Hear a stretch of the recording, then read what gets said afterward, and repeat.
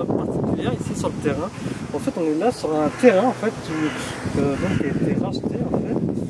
Et dans beaucoup d'endroits, les arbres vont être coupés pour pouvoir donner lieu à un lotissement en fait de maisons, donc de manière irrégulière pour l'instant, puisque les travaux ont débuté sans le permis de construire, du moins il n'est pas affiché nulle part. Mais la vraie problématique, c'est que ces arbres vont être coupés, donc du coup, à l'heure où on parle de problèmes écologiques, de préserver la biodiversité, ben, on s'en trouve avec de plus en plus de cas de terrains comme ça, avec des arbres qui sont coupés. Et donc du coup, c'est un peu dommage, parce que c'est encore une fois, ça contribue aux destructions de l'environnement, puisque dans ces villes, finalement, on a de plus en plus de béton et de moins en moins d'arbres en fait. Donc voilà, donc on est dans une ville de Seine-et-Marne en fait, à Comble-la-Ville. Donc voilà, donc on piétonise de plus en plus et des arbres, voilà, donc finalement bon, ça fait un peu les gens de colibri, parce que finalement c'est un peu s'attaquer en fait à une goutte d'eau alors que la forêt brûle, mais bon, en même temps il faut bien, et donc voilà, c'est assez significatif de ce qui se passe. Et donc, voilà.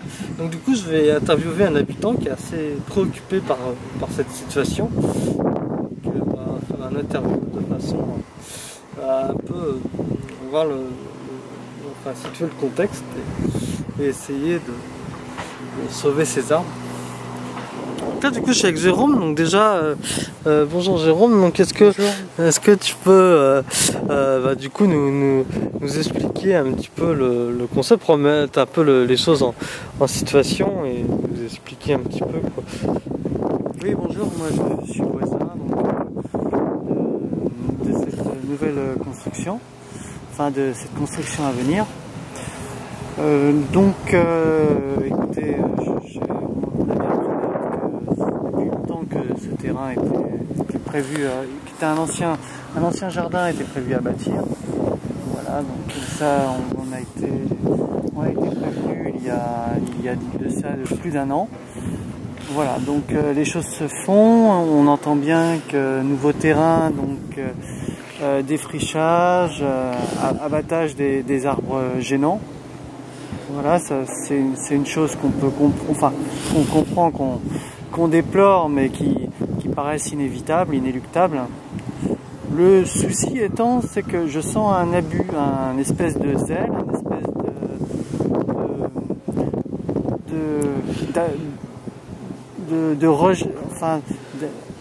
de non-respect et d'aversion à la nature actuelle, alors que nous en manquons cruellement, que celle-ci se fait la paire de plus en plus et de plus en plus vite.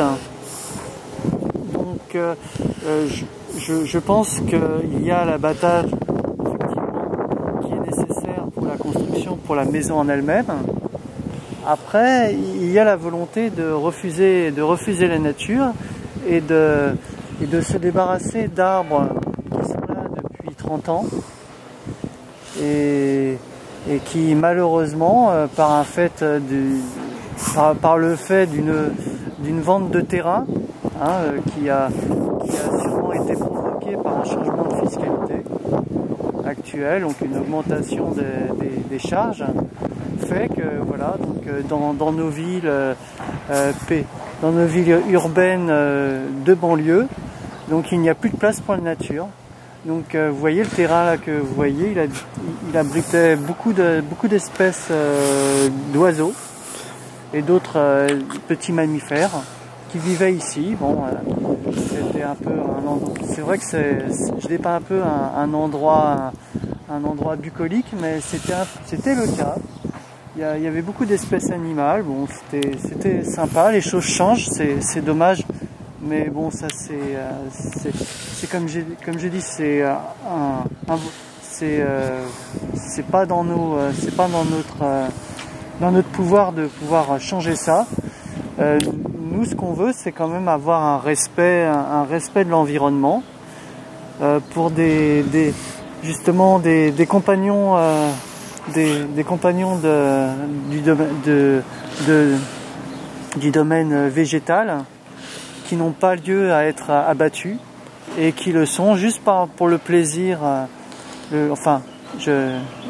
quelque part, je suppose, hein, le plaisir d'avoir un terrain, d'obtenir un terrain tout plat et tout vide de toute histoire.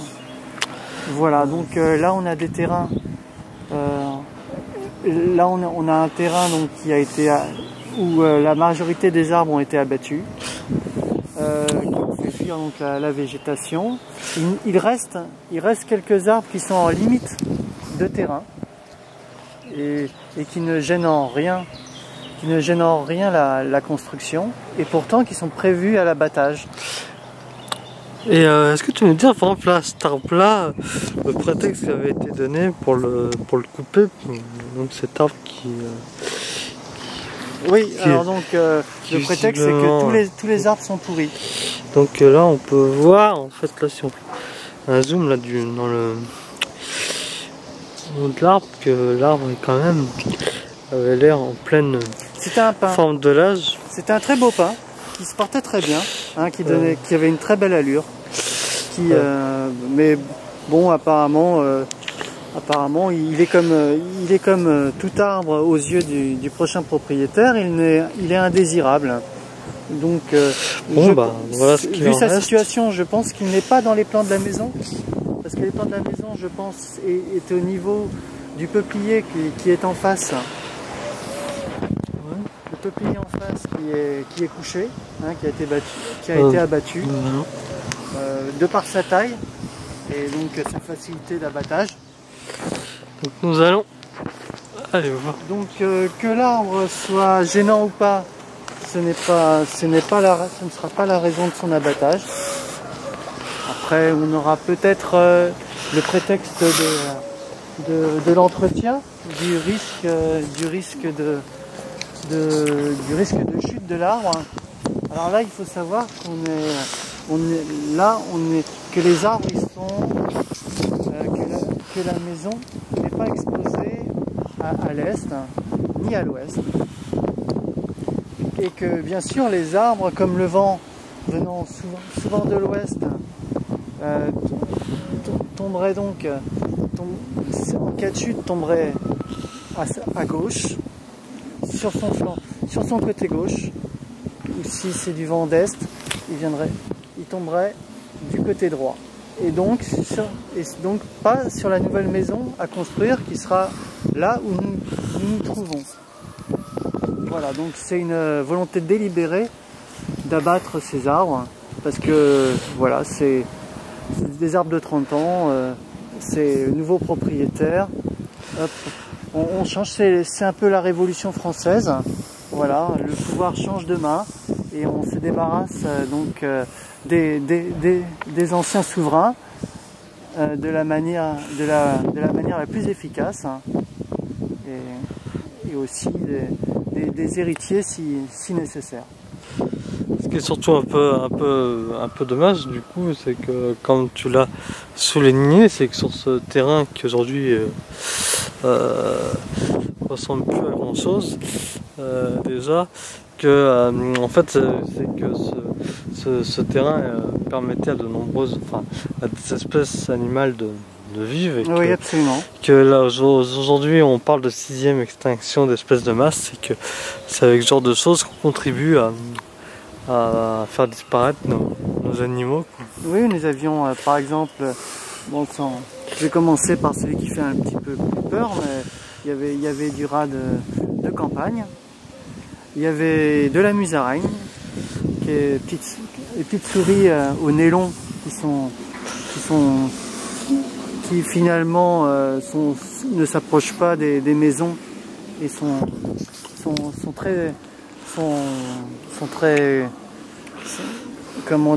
très attachantes, des hérissons. Voilà, ça c'était pour la faune, voilà, qui vivait dans la flore.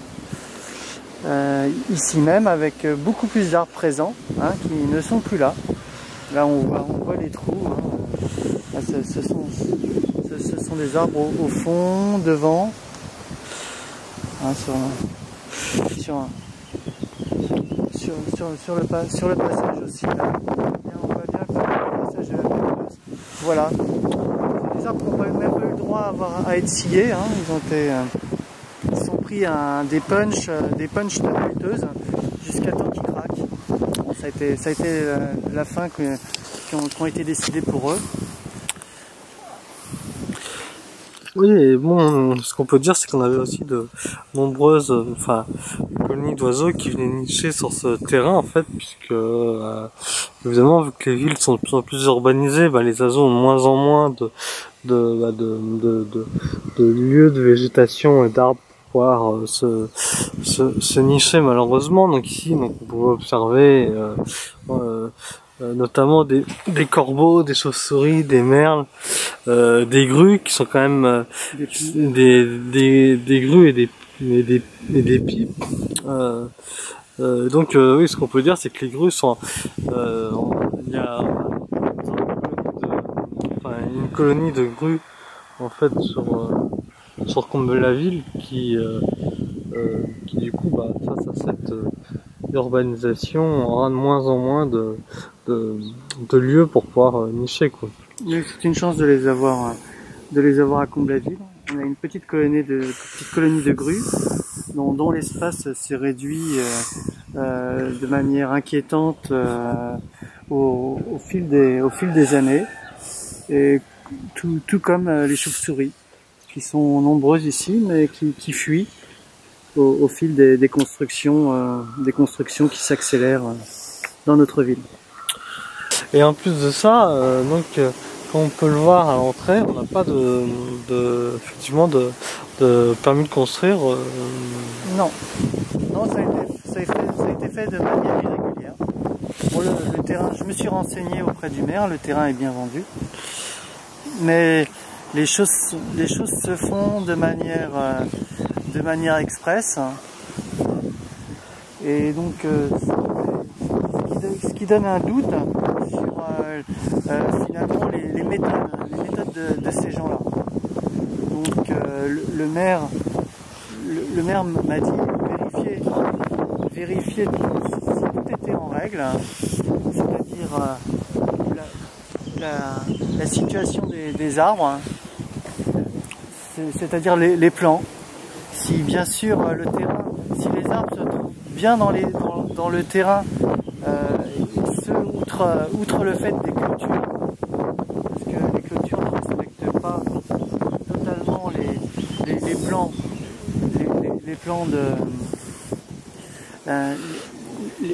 plans du découpage des terrains. Donc ça sera vu par la mairie. Par contre, malheureusement, nous on n'est pas au fait d'obtenir les résultats de ces examens-là. Donc nous, pour l'instant, on fait ce qu'on peut de notre côté. On essaye de parler au plus de gens possible pour ce qui reste à sauver soit sauvé. Et du coup, est-ce que tu aurais un message à faire passer aux gens qui regarderaient cette vidéo?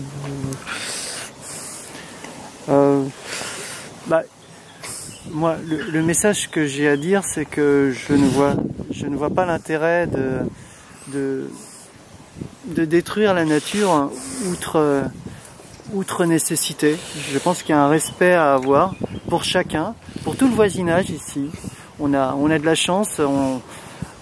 Comble-la-Ville est une ville qui sort de la ruralité, qui est par sa proximité à Paris, qui est une ville en plein essor, et pourtant c'est un héritage.